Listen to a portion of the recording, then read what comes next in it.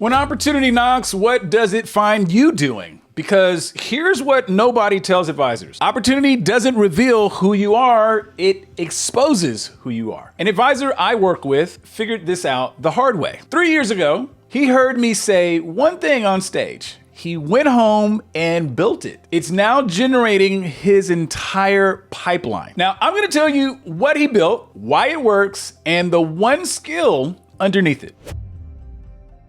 You know, the thing I've seen that pays huge dividends over a long career in financial services, and it's not what you think. It's not certifications, it's not degrees or slogans. It's just one thing, and that's findability. While the competition is chasing leads, if you master how to become findable, you'll always keep your calendar full. I want to tell you about this advisor. He's in South Carolina, he's insurance-based, he's transitioning into wealth management. 3 years ago, he sat in a room where I was teaching at a national conference. He took one note, am I findable? Fast forward to right now. He hasn't networked in person in 18 months. He's got some health issues, real ones. And so most days, he can't stand long enough to work a room at a happy hour. The old advisor playbook of suit up, show up, and shake hands, it's not available to him anymore. But here's the thing, his pipeline is full. People are calling him, and not because his assistant cold DM'd them, not because he bought a list. It's because they search for someone who looks like them, who does what he does in his city. And he was there. Website up, LinkedIn active, social media presence consistent. He's done the work to be visible before he ever needed to be visible. He told me this himself on a coaching call. 3 years ago, he was a 3 out of 10 on Findability. Today, he is an 8. You know, hearing you 3 years ago was, how are you going to find yourself to be, what are you doing to make yourself, searchable, findable? Things that I know I could do from behind this desk that can actually help, within the limits I have within the companies and the compliances, but getting those things in alignment, and they're kind of now getting, out of a scale of 1 to 10, they're probably right around that 8 window now. Good. Versus, 3 years ago, I was probably a 3 out of 10, so I didn't have anything other than. And while every other advisor in his market is grinding for face-to-face meetings, he's getting inbound clients without leaving his office. That's not luck. That's not because the universe owed him one. That's because he understood the one thing most advisors are still avoiding. Now, most advisors aren't avoiding findability because it's hard. They're avoiding it because they found 4 things that feel like work, look like progress, and are way more comfortable than putting yourself out there. And I'm gonna name all 4. You're going to recognize at least one of them, maybe all 4, and that's fine because awareness is step 1, my friend. Holding spot number 1 is collecting letters. What do I mean by collecting letters? I mean designations, certifications, 3 more letters or 4 more letters after your name. Listen, I'm a CFP. I respect the work that goes into the credential, but I've watched advisors stack designation on top of designation, thinking the next one is going to unlock a flood of clients. It doesn't. It never has. Most of these letters are for you, not even for the client. Clients don't sit at home Googling what is a CIMA or a CFA versus a CFP versus a CHFC. They Google financial advisor near me. They search for someone who looks trustworthy, someone whose face they recognize, someone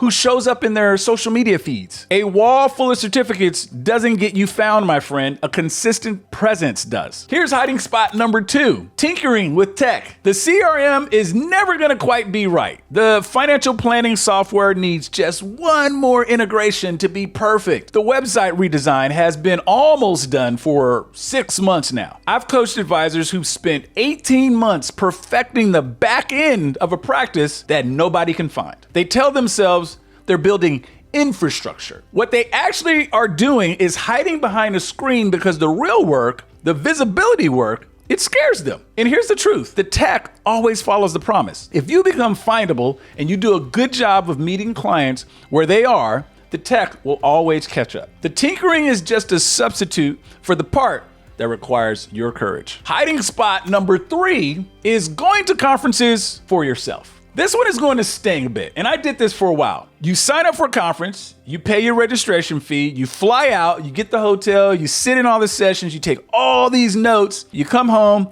with a notebook full of ideas and a folder of business cards, and here's the question. How many of those conferences were actually for your clients? Most advisor conferences are for advisors. other practitioners, networking with other practitioners. Ideas swapped between people who all sell roughly the same thing to the same type of person. It's professional development for sure, but it's not client acquisition. So don't fool yourself. It's just an expensive way to feel like you're growing. If your conference budget is bigger than your visibility budget, you've got it backwards, my friend. And hiding spot number 4 is passive referrals, or a passive referral mechanism. What do I mean by that? You finish a great financial plan, the client is happy, maybe even thrilled, and you say something like, if you know anyone who could use this kind of help, please send them my way. That's passive. It's invisible. It's a hint disguised as a request. What you should be saying is, when we do good work, our clients usually think of 2 or 3 people in their life who could benefit from the same thing. Who comes to mind in your world? See, that's a very specific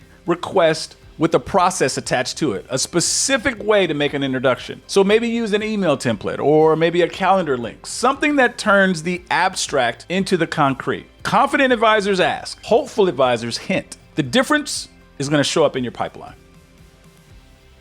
Hey, quick break. If what I'm saying lands for you, I write a deeper version of this stuff every month in the Architect's Edge. Frameworks, real examples, the kind of thinking I'd send my own coaching clients. And it's free. Link is in the description. Subscribe and you'll get it the day it drops. Let's get back to the episode. Okay, we've named what advisors hide behind. Now let me tell you what findability actually is. Findability is the discipline of being already visible to the people who need you before they need you. That's it. One sentence. It's not a marketing tactic or strategy. It's not a content calendar or a funnel. Those are all downstream that come after you're findable. Findability is upstream. It's the posture you take toward the world that says, when someone is ready, I want it to be the obvious choice in their search bar, in their LinkedIn feed, in their friend's mouth when they ask, do you know a good advisor? There are 3 places findability shows up, and let me walk through each of them. Number 1, search. When someone searches for an advisor in your area,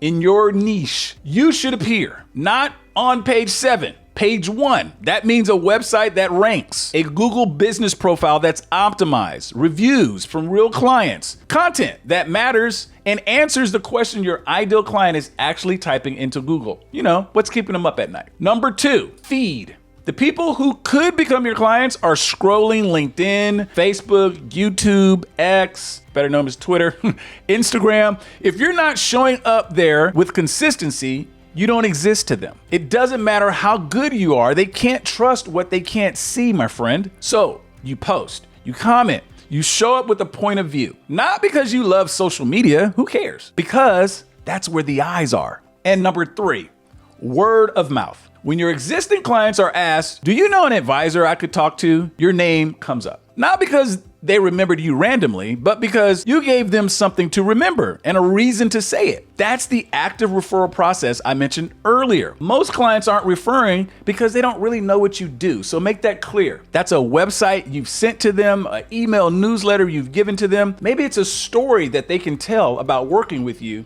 that fits in one sentence. The advisor I told you about, the one in South Carolina, he's working all 3 of those. The website is humming, the LinkedIn is consistent. His clients send people to him because he's trained them to do so. Now, he physically can't be in the room anymore, but he doesn't need to be, because that's what findability buys you, optionality. The opposite of what will opportunity find you doing is I've already done the work, so opportunity finds me ready. Hey there, if you're watching and this is connecting for you, hit subscribe.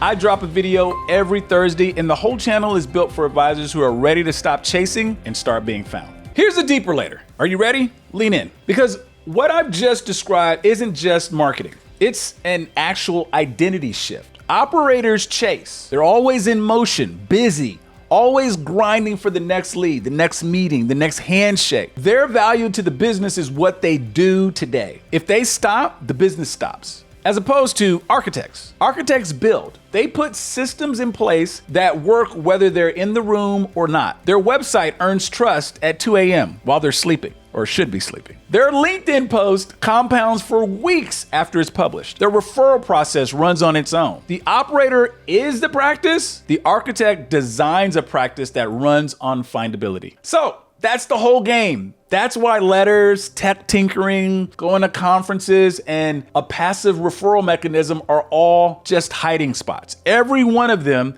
is something you do. Findability is something you build. Different verb, different mindset, and definitely a different result. That advisor in South Carolina, he's an architect. He had to become one because his body forced him to. Most of you don't have that type of deadline. You're going to keep operating until you burn out, or until the market changes, or until somebody younger and more visible eats your lunch. Don't wait for the deadline. Become an architect on purpose. I really hope you're enjoying this, because in the next Bucket Framework series, we're going to dive deep into bucket 3, personal development. The bucket that compounds. The bucket most advisors treat like a luxury. It's not. It is the multiplier. So subscribe so you don't miss it. And if you're ready to make that shift and you want to do it with people doing the same work, I want to invite you to the Signal community. It's where I work directly with advisors building findable, scalable practices. We meet monthly, the cohort is curated, and the work is real. It's not a course, it's a community of practitioners. If that sounds like what you've been looking for, the application is in the description. So here's my question for you, my friend. When opportunity knocks tomorrow, next week, next month, next year, what is it going to find you doing? Are you still going to be chasing, or are you going to be already there, already visible, and already the obvious choice? Because the truth is, the opportunity is coming whether you're ready or not. The only thing you get to control is what it finds when it gets there. I'm Dom Henderson. I'm the advisor's architect, and go build something you're proud of.